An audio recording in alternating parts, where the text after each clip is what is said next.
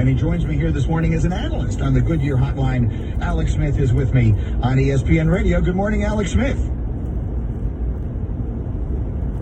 I did not quite hear that, guys. Can we make sure that we're hearing it? Alex, let me make sure I hear you. Hello again. Can you hear me now? Yes, I can. Perfect. Good to see you. There we go. Yeah. And thank Good you. morning. My goal here today is to turn you into an analyst, which I think eventually you'll be an outstanding one if that's what you want to do. But I will first just say quickly that your story inspired millions of people, your desire to come back, the role your family played in it.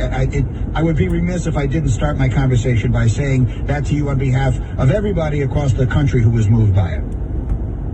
Oh, thank you. I appreciate that a lot. And certainly anytime you get a recognition, an individual recognition in a team sport like football, obviously it's humbling. And I owe a lot to a lot of people, certainly my teammates, and then the huge medical team that helped me back over the course of 2 years. And then most of all, my family, wife and kids, for the daily role they played, especially over the last couple of years, and really carrying the load for me. That's well said, and obviously an award well-deserved, to say the very least. Okay, so now let's get into what happened last night, because as I'm watching this, I'm trying to figure out how in the world is this defense just dominating the game against an offense this good through a quarterback's eyes? What did you see?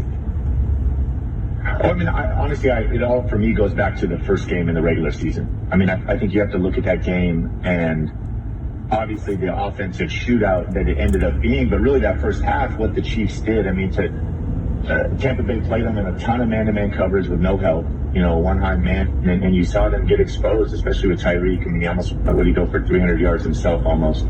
And I think looking at that, you had to know, obviously Todd Bowles wasn't going to let that happen again. There was no way they were going to let those explosive plays, that explosive offense happen again. And they were going to make them drive the length of the field. They were going to play in a too-high shell. I think added on top of that, the injuries to the Chiefs' offensive line, the injuries to Patrick's foot, his toe, limiting him and his mobility, even encouraged that. Hey, listen, we're gonna rush four. We're going to get pressure with these four. They're beat up front. Pat's not as mobile as he has been in the past. And we're going to make him drive the length of the field. We're not going to let Tyreek get a big play over the top, dare him to run the ball. And obviously it worked. They couldn't do it. They couldn't get him out of the too-high shell. I felt like they kept trying for the big play. Patrick kept double clutching back there, I think, as they tried to push it downfield, and the pressure continued to get to him. You played for Andy Reid and had some really good years playing for him in Kansas City, and he's about one of the best offensive coaches the game has ever seen. I'm not asking you to second-guess him or question him, but were there things, if you were the quarterback, what would you have been saying to him? Like, what would you have been saying, hey, let's try this. This is something we need to try and do. Yeah, I looking at it, it was that, and it was tough. I really think it goes to the offensive line, and it's hard. That was such a big matchup. I thought the Bucs D line really showed up. They came to play, and really, I thought, helped decide that game. Again, I go back to they couldn't run the ball. They weren't balanced, and the pressure got there. Once you get down two, I felt like it just kind of it continued to go downhill. I felt like they pressed more as an offense to try to push it downfield. And then they got in the red zone 3 times and weren't able to get touchdowns. All that added up to, I thought, it being kind of a lopsided game once we got into the fourth quarter. Greeny and Alex Smith, who's with me here on ESPN Radio. You played, as I say, in Kansas City, and you were there for Mahomes' first season. I feel like I'd be remiss if I didn't get a thought from you. Could you see this coming? Like, when he's so special? No. What did you see? I didn't know. Yeah, I think I didn't know.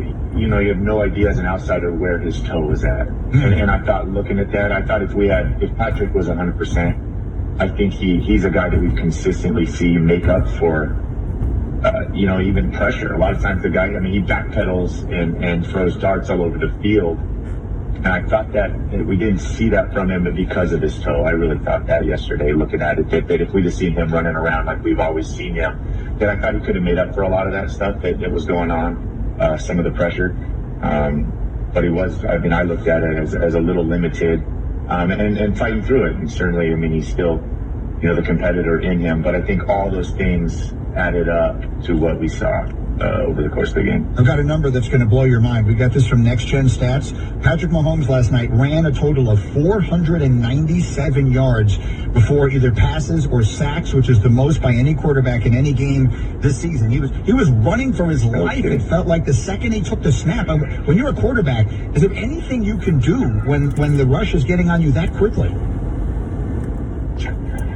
It's hard. I mean, especially when it's a four-man rush. I mean, it's one thing if a defense is bringing it, and you got a lot of one-to-one matchups, you got big play opportunity. But when it's a four-man rush, and certainly you saw them when they were paying a lot of attention to Tyreek and Kelsey, it's tough. You saw a lot of times I felt like he was getting to us, trying to get to a second and third read, which obviously entails holding on to the ball a little bit longer. And that rush really did get to him, and it's hard. And as great as Pat is at throwing from awkward positions and moving and backpedaling, you felt like it was tough. And I think, looking back at it and looking at some of the quotes, I know Pat talked about how good he felt 2 weeks ago, but that stat you just mentioned, kind of plays into that. He ran for 500 yards. Certainly, I think by the end of the game, his toe was feeling the effects of that. It's an amazing number that we found here. Again, that's from Next Gen Stats, Greeny and Alex Smith. So then let's go to the other side. You were a player who has been lauded at times in part for your leadership. You come to Washington, they needed like a veteran presence, and you were able to sort of go there and bring them that. With that as the context, how would you describe, just watching it from a distance, what you think Tom Brady brought to this organization in Tampa this year beyond his play? It's so hard to put into words what he's accomplished. I think the biggest thing with a guy like Tom is just the consistency, the daily consistency, and it's more about his approach to the game, his demeanor. And I think that the highs and the lows, you watch Tom, and I'm sure from his teammates' perspective, he's unchanged. He's so consistent every single day after the biggest wins, after some of their tough losses, even in November, that he's unwavered. And I think that has a huge effect on your teammates, and certainly obviously a guy of Tom's pedigree. I mean, it doesn't get any better. The guy's won more Super Bowls than every organization in the NFL history. So, it's remarkable. But I think from a veteran standpoint, a guy that's been there and having done it, I know as a teammate, that does have a calming effect when you have teammates that have accomplished that much. And in the face of good and bad, they're always the same. And I find myself wondering, and I think you're a good person to ask this, because with the injury that you suffered, it would have been extremely easy for you to say, hey, I'm done with this. I want to live a healthy life. And obviously coming back to play pro football was incredibly important to you. So I sometimes look at a guy like Brady, and he's 43 years old, and he's accomplished everything you could possibly accomplish, and he's made all the money you could ever possibly spend 10 times over.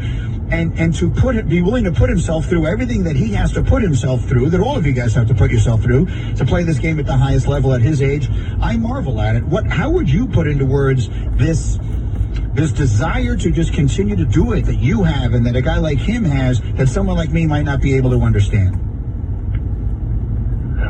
Oh, I think he enjoys the challenge of it, and I think certainly this year there was added fuel to obviously him leaving New England and going down to Tampa Bay, and it got talked about all off season.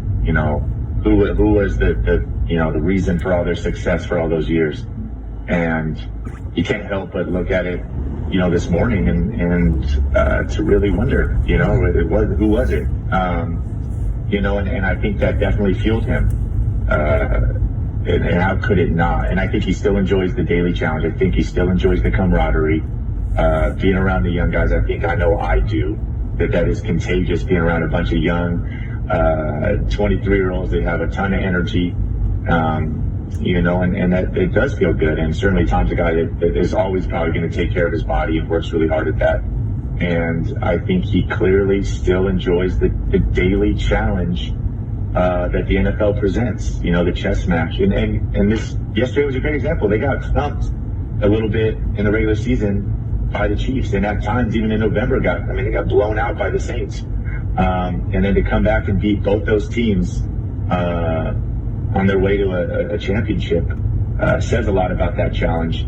And obviously Tom's the best ever at it. He is, and the number here is incredible that they sent me. That first quarter, Kansas City dominated them when they played each other back then, back November 29th. In the last 7 quarters, these two teams played against each other. Tampa outscored them 55-19, and they wound up winning the Super Bowl. Alex Smith, it is great to see you again. Your story inspired so many people. Congratulations on the well-deserved award on Saturday night. Enjoy the offseason. I hope we catch up down the road. Thanks very much. Great, appreciate it. All right, take care. That's Alex Smith, again, winner of the what I believe should now just be called the Alex Smith Comeback Player of the Year Award in the National Football League. Can I have a second on that? Does anyone and anyone opposed? It seems to me to be an easy one that you could do. What he came back from was unbelievable. We're just getting started. We have so much that we're going to do today. We will.